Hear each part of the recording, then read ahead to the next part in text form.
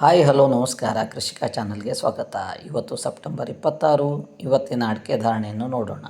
ಮೊದಲನೇದಾಗಿ ರಾಶಿ ಅಡಿಕೆ ಬೆಲೆ ಪ್ರತಿ ಗುಂಟಲಿಗೆ ಚನ್ನಗಿರಿ 48,059 ರೂಪಾಯಿ ಆಗಿದೆ.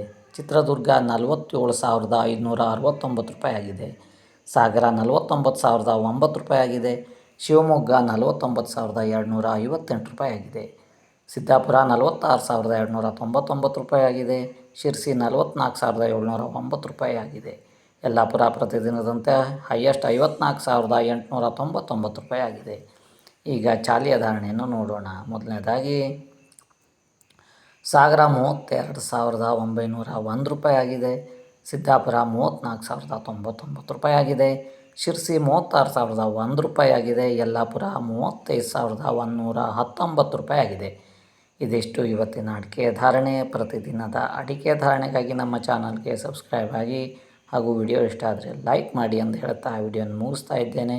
ಧನ್ಯವಾದಗಳು.